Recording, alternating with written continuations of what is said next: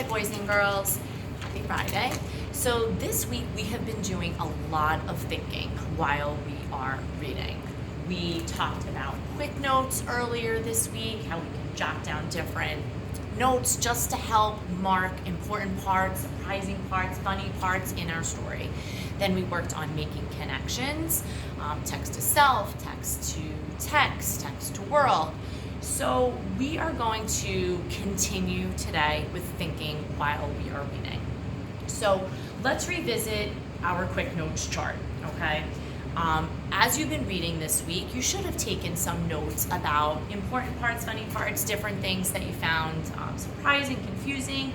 So today you're going to either read a new book or revisit a book that you've already read and find one of your quick notes, and we are going to turn it into a reading response, okay? So watch how I revisit one of the books that I've already read. So this is First Day Jitters. Now, I already put some quick notes here. I've read this book, you may have read this too. And on the last page, I put an exclamation point, which stands for a surprising part, because I was so surprised that the main character in this story, Sarah Jane Hartwell, was actually a teacher. All along while I was reading the story, I just assumed that she was a student who was nervous for the first day of school, not a teacher. So I'm going to take this quick note and my thoughts, and I'm going to turn it into a written response, okay?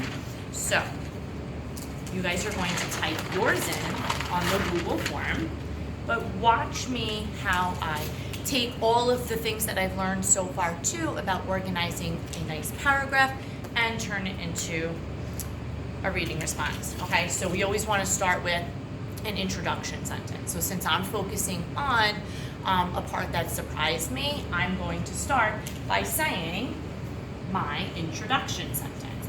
So I'm going to say, in the book,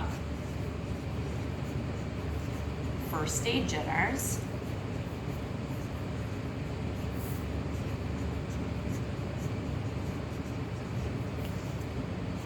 I was surprised at the end. Period.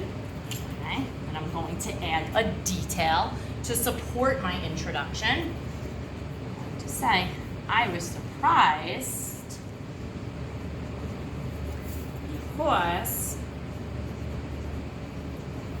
I thought Sarah was a student. I can't believe she was actually a teacher.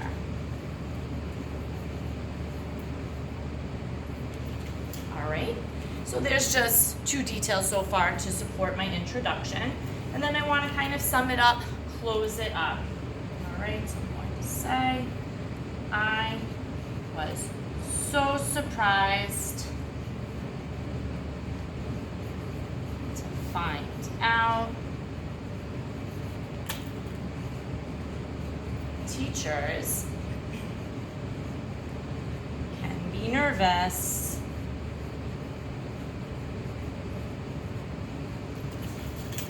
for the first day of school.